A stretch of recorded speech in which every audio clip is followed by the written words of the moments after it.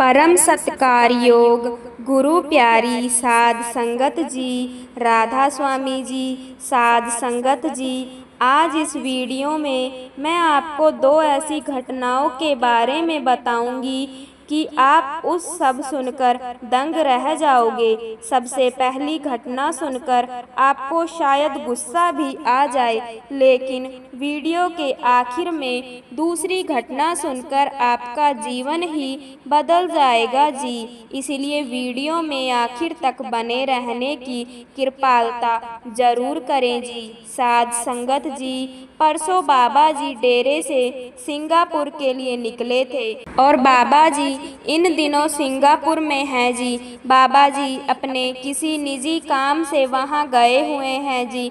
और जब वहां की संगत को इस बारे में खबर हुई कि बाबा जी आए हुए हैं, तो बाबा जी के दर्शन करने संगत का बाबा जी के पास पहुंचना लाजमी था जी। बाबा जी जब भी जहां जाते हैं, संगत को पता लगने की देरी है, संगत पहुंचना शुरू कर देती है और बाबा जी भी संगत को कभी नाराज नहीं करते जी और संगत को दर्शन जरूर देते हैं जी। जब एक बार पहले बाबा जी सिंगापुर गए थे, तो उस समय एक हिंदुस्तानी परिवार ने कुछ ऐसा किया था कि बाबा जी को उन्हें बहुत कुछ समझाना पड़ गया था। साध संगत जी, वैसे तो संत महात्मा कभी गुस्सा नहीं करते, लेकिन अगर उनकी संगत उनके हजारों बार समझाने के बाद भी ना माने, तो संतों को सख्त होना पड़ जाता है जी। इस परिवार के साथ भी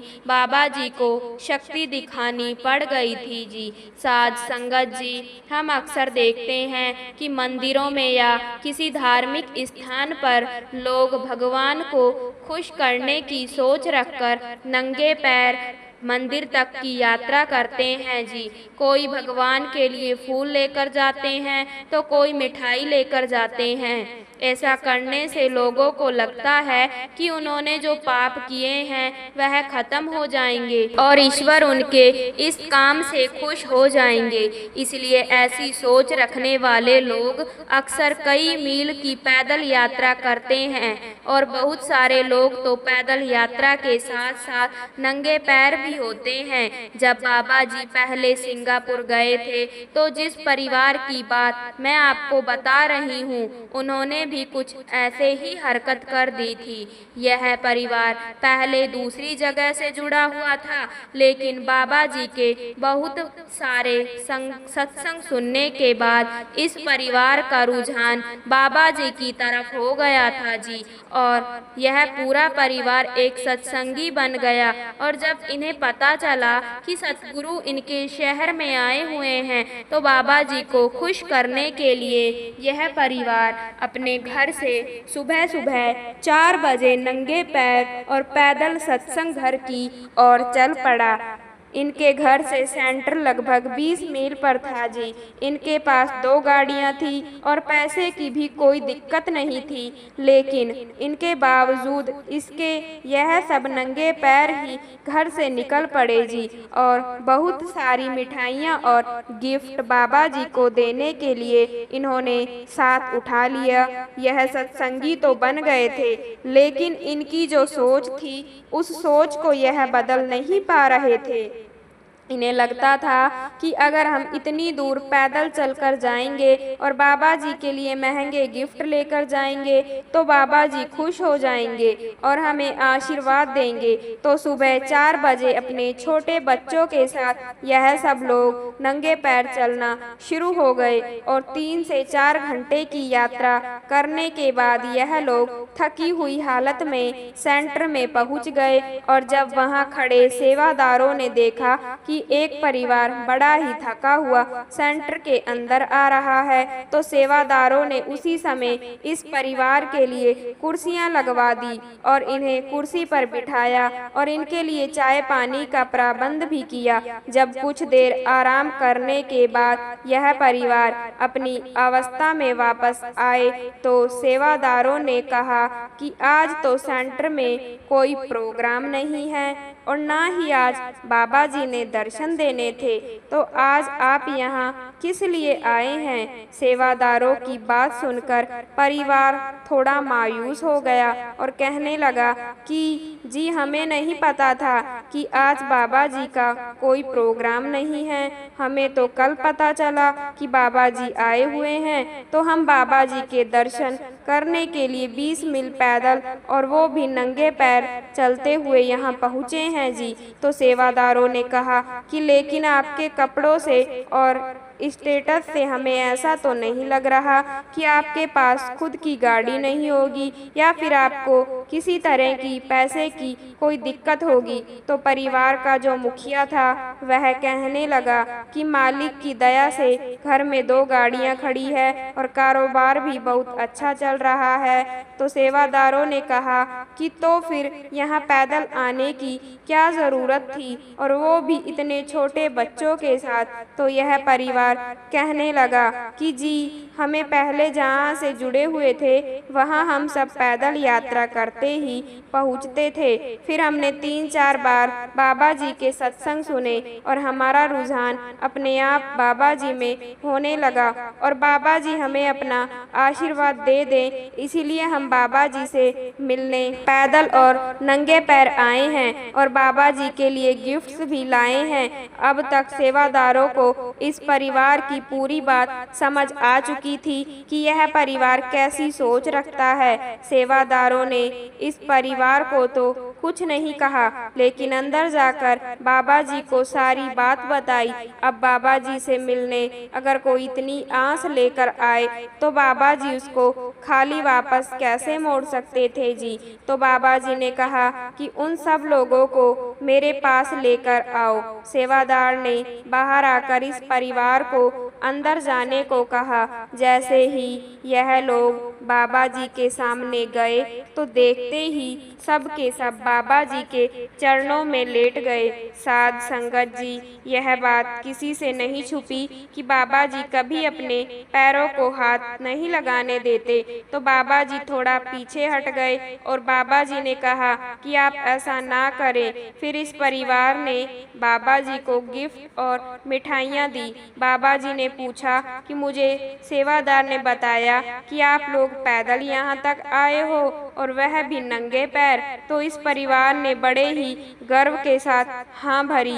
इन्हें लग रहा था कि बाबा जी इस काम से खुश हो जाएंगे, लेकिन जब इन्होंने हाँ भरी तो बाबा जी ने इस परिवार पर शक्ति दिखाई। बाबा जी कहने लगे कि आपने मेरे बहुत सारे सत्संग सुन रखे हैं, क्या किसी सत्संग में मैंने ऐसी भक्ति करने की बात कही है? क्या मैंने कभी संगत को गुरु की भक्ति करने को कहा है? तो यह लोग कहने लगे कि बाबा जी आपने ऐसा कभी नहीं कहा, लेकिन हम अपनी मर्जी से नंगे पैर आए हैं। तो बाबा जी ने समझाया कि बेटा, अगर नंगे पैर चलकर कर्मों का बोझ हल्का हो जाता तो मैं अपनी संगत को कभी जूते पहनने ही नहीं देता, सबको नंगे पैर ही चलवा देता।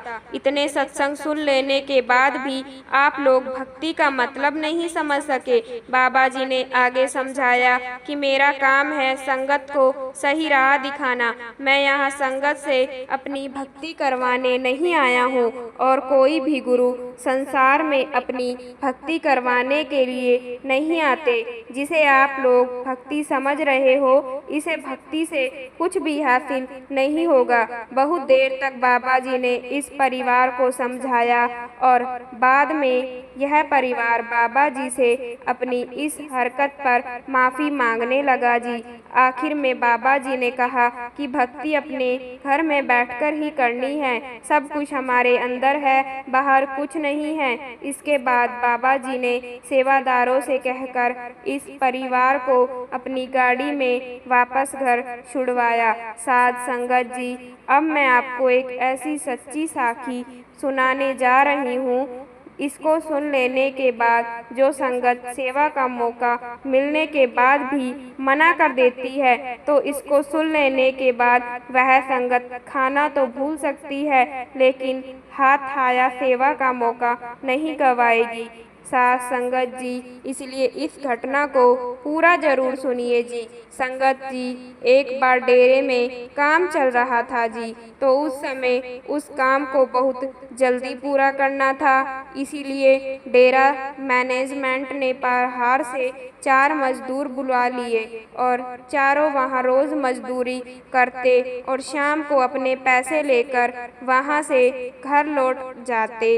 इन चारों के साथ कुछ सेवादार भी काम किया करते थे और शाम को बाबा जी सेवादारों को दर्शन देने के लिए आते। तो यह मजदूर भी वहाँ दूर से सब कुछ देख रहे होते हैं और इन चारों में से एक मजदूर अक्सर सोचा करता था कि हम चारों को तो शाम को मजदूरी मिल जाती है, लेकिन यह जो बाकी के लोग पूरा दिन काम करते हैं, यह सिर्फ अपने सतगुरु के दर्शन करके ही घर लौट जाते हैं। आखिर ऐसा क्या है इनके सतगुरु में? तो इस मजदूर ने इस बारे में अपनी पत्नी से भी बात की। इसकी पत्नी भी बड़ी ही धार्मिक किस्म की थी और वह कहने लगी कि आज आप वहाँ निष्काम भाव से सेवा करना और शाम को आप भी सतगुरु के दर्शन करके ही घर लौट आना। आज हम रोटी नहीं खाएंगे तो मर थोड़ी ना जाएंगे। फिर अगले दिन इस मजदूर ने बड़े ही प्रेम भाव से लगन से वहाँ सेवा की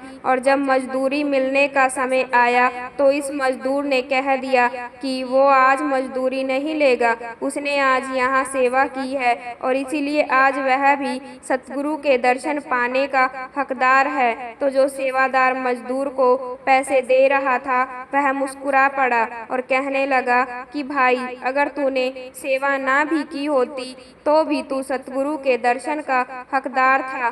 बाबा जी कभी भेदभाव नहीं करते हैं, लेकिन मुझे अच्छा लगा कि तूने आज गुरु घर में निष्काम भाव से सेवा की है। तो इसके बाद बाकी के तीनों मजदूर वहाँ से मजदूरी लेकर चले गए और यह मजदूर वहाँ सेवादारों के साथ लाइन में बैठ गया। उस दिन बाबा जी ने सेवादारों को दर्शन के साथ साथ अपने हाथों से प्रसादी भी दी। मजदूर सतगुरु के हाथ से प्रसादी पाकर बड़ा ही खुश हो गया और वह डेरे से अपने घर की तरफ निकल पड़ा। जब वो रास्ते में था तो उस समय पीछे से उसके घर पर मजदूर का छोटा और सगा भाई आया और उसने मजदूर की पत्नी को कुछ कागज और पैसे दिए और माफी मांगने लगा। मजदूर की पत्नी जब तक उससे कुछ पूछती, इतने में वह वहां से निकल कर चला गया। फिर कुछ देर के बाद मजदूर जब घर लौटा तो पत्नी ने सारी बात बताई और पैसे के साथ साथ वह कागज भी मजदूर के हाथ में रखती है। साथ संगत जी, वह जो कागज थे वह इस मजदूर और इसके भाई की पुश्तैनी जीवन के कागज थे। जमीन बहुत बड़ी तो नहीं थी, लेकिन गरीबी में जीवन काट रहे एक परिवार को एक बड़ा सहारा तो मिल ही गया था जी। जब पति ने मजदूर से सारी बात पूछी तो उन्होंने बताया कि यह जमीन हमारे पिताजी की थी और पिताजी के देहांत के बाद इस जमीन पर छोटे भाई ने कब्जा कर लिया था। मेरी बहुत विनती के बाद भी वह मेरे हिस्से की जमीन देने को तैयार ही नहीं था और इस बात को मैंने आज तक किसी से भी नहीं कहा, क्योंकि मैं नहीं चाहता था कि हम दो भाइयों के इस झगड़े को सुनकर दुनिया हमारे मजे ले, हमारा मजाक उड़ाए। लेकिन आज अचानक उसका मन कैसे बदल गया यह मैं समझ ही नहीं पा रहा हूँ। मजदूर अगले ही दिन अपने भाई के घर गया। मजदूर को देखते ही छोटा भाई पैरों में गिर गया और कहने लगा कि भाई, मैंने तेरे साथ धोखा तो कर दिया था, लेकिन उसकी भरपाई मैं आज तक कर रहा हूँ। आज मेरी पत्नी और बच्चे दोनों को कैंसर हो चुका है और ऐसा इसीलिए हुआ क्योंकि मैंने अपने भाई के साथ धोखा किया था और उस ईश्वर ने मुझे इसकी सजा साथ ही दे दी है। उस जमीन पर खेती करके मैंने आज तक जितने पैसे कमाए थे उसका आधा हिस्सा ब्याज के साथ में तेरे घर दे आया था और अब से इस पूरी जमीन पर तेरा अकेले का हक होगा। मजदूर सोच में पड़ गया कि इतने सालों बाद आज ही क्यों इसका मन बदला। तो मजदूर को सारा खेल समझ में आ गया। उसने आज सतगुरु के घर निष्काम भाव से सेवा की थी और सतगुरु के हाथों से प्रसादी भी ली थी और सतगुरु ने उस सेवा का फल मुझे इस रूप से दिया। साध संगत जी, सतगुरु हमारी सेवा को किस रूप में हमें वापस लौटा देते हैं, कभी कभी तो हम लोग समझ भी नहीं पाते।